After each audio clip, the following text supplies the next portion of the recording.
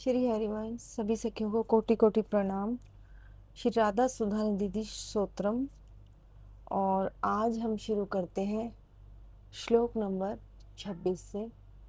आज की वीडियो में होने वाले हैं श्लोक नंबर 26, 27, 28, 29 एंड 30। तो चलिए शुरू करते हैं। चिंतामणि मणमताम ब्रजनागिणाम चूड़ामणि कुलमणि वृषभानु नाम्नः साश्याम कामवल शांतिमणि निकुंजः भूषामणि हृदय संपुट सन्मणि नम। जो प्रणाम अर्थात जो प्रणाम मात्र करने वाले। ये श्लोक नंबर 26 है। तो देखिए हमारे हरिवंश प्रभु महाप्रभु क्या कहते हैं। जो प्रणाम मात्र करने वालों की चिंतामणि, संपूर्ण चिंतन पदार्थों को प्राप्त कराने वाली, व्रज सुंदरियों की शिरोमणि श्री वृषभानु यानी कि हमारी श्री जी के कुल की मणि, प्रकाश करने वाली, अपने प्रियतम के अत्यंत उग्र अनंग काम को शांत करने वाली शीतल मणि और निकुंज भवन मणि है। डिब्बा देखो कितनी सुंदर उन्होंने उपमा दी है ना। हम क्या करते हैं, अपने ज्वेलरी को, श्रेष्ठ जो हमारे पास रत्न होते हैं, हम उनको कहाँ रखते हैं? डिब्बे में रखते हैं। तो अपने हृदय श्रेष्ठ, सबसे श्रेष्ठ चीज है वो क्या है? हमारी श्री जी की चरणाधुली, बस वो विराजमान करे। चिंतामणि ब्रज की गोपियों के लिए चूड़ामणि बोला गया, वृषभानु जी के कुल के लिए कुलमणि बोला गया है, श्री कृष्ण के लिए प्रेम शांति देने वाली मणि, निकुंजों के लिए भूषण भूषण मणि, भक्त रत्न। इस प्रकार हमारे हरिवंश महाप्रभु श्री राधा जी की प्रत्येक दृष्टि से सर्वोच्च, सर्वोपरि और सर्वाधिक मूल्यवान है। अतः साधक को अपने हृदय में श्री राधा जी को ही सबसे बड़ा मानकर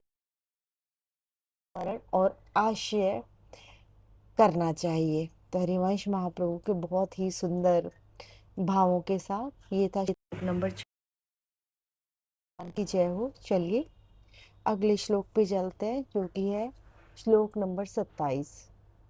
देखिए श्लोक नंबर 27। मंजू स्वभाव मधि कल्पलता निकुंजम व्यजत मदभूत कृपाल सपुंजमेव प्रेम मृताम्बुधि मगाधम बाधमेतम राधाभिधम धृतमुपाश्रय साधु चेतः। अर्थात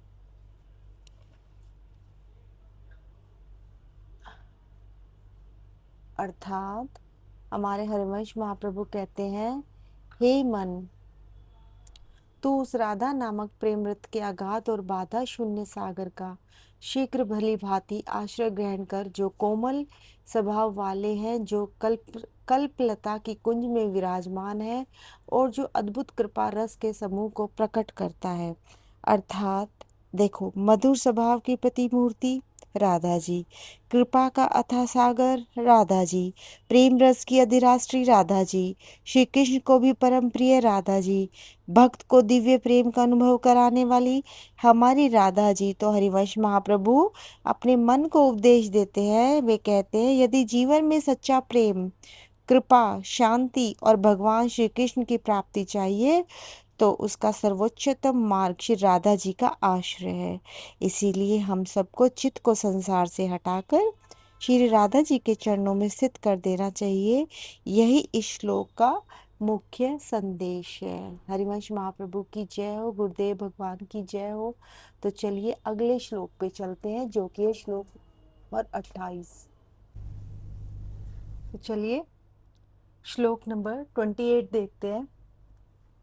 श्री राधिकाम निज विटेन सहाल सहाल पंतिम शोणाधर प्रसरमर्च विमच्छरी काम सिंदूर संवलित मोक्ति कंपित शोभाम जो भावे ये दशम कुंदवंतिम सधन्य। जो अर्थात जो कोई श्री राधा की भावना अंतः कारण में साक्षात्कार करता है, यानी कि मन में, वह धन्य है। जो श्री राधिका अपने लंपट प्रियतम के साथ बातचीत कर रही हैं, जो लाल वर्ण के अधरों से छिटकती हुई कांति मंजरी से युक्त हैं और उनकी कुंदकली के समान दंत पंक्ति सिंदूर से सनी हुई मोतियों की लड़ी के समान है, पान के रंग से रंगी होने के कारण।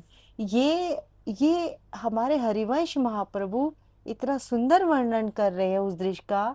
देखिए शब्दार्थ देखिए, श्री राधिका जी अपने प्रियतम श्री कृष्ण के साथ प्रेम पूर्वक वार्तालाप करती हुई, ठीक है। देखिए ये पूरी तांबुल पान के लाल रंग से सुशोभित कोमल अधरों वाली,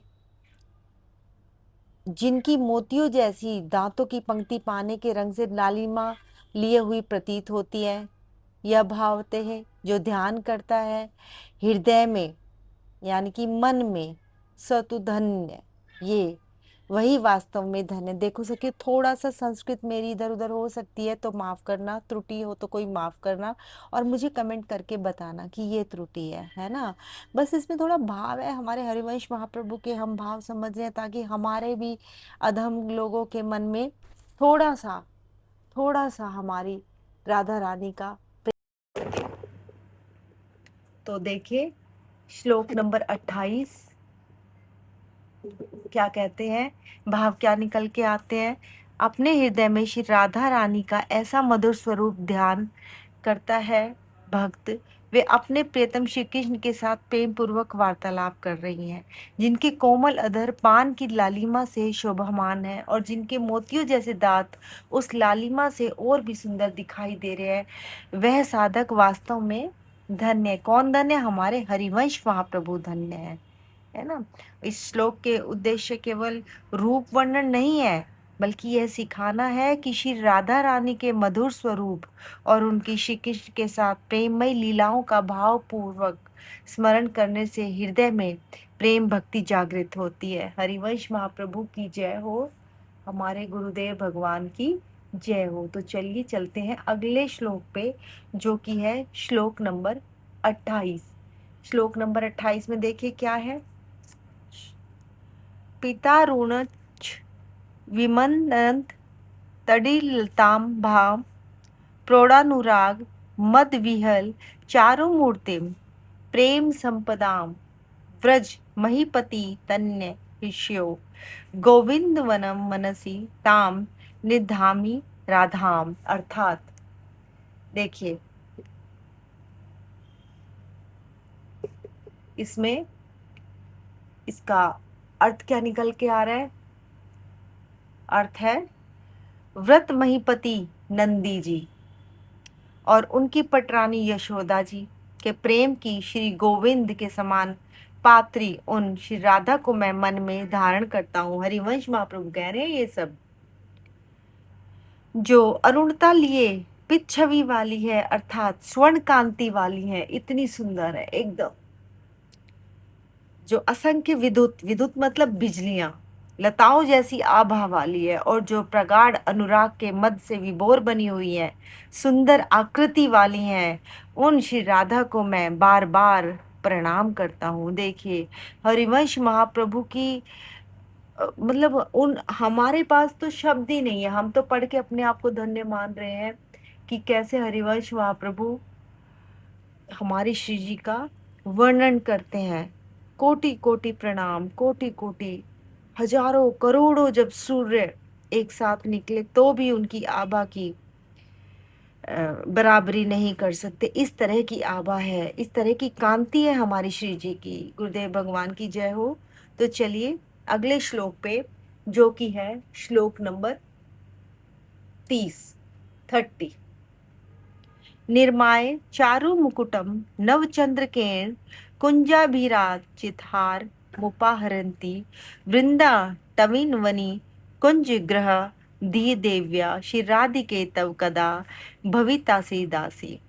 अर्थात हरिवंश महाप्रभु कह रहे हैं कि वृंदावन की नव निकुंज की अधिराष्ट्रीय देवी हे श्री राधिके, नवीन मोर पिच का मनोहर मुकुट बनाकर तथा कुंजों से भली भांति गुथी हुई माला समर्पित करती हुई मैं आपकी किंकरी कब बनूंगी। देखिए कितने सुंदर भाव है। सखी भाव के लिए वो तरस रहे हैं हरिवंश महाप्रभु, और बार बार हमारी राधा को, हमारे श्री जी को प्रार्थना कर रहे हैं कि देखो कितनी सुंदर सुंदर उन्होंने उपमा दी है ना। नवीन मोर पिच, नवीन नवीन जो मोर की पंख है उनका मुकुट बनाकर कुंजों से भली भांति गुथी हुई मालाओं को समर्पित करती हुई मैं आपकी कब किंकिनी बनूंगी। कितना सुंदर भाव है उनका सेवा का कि क्या क्या सेवा कर ले।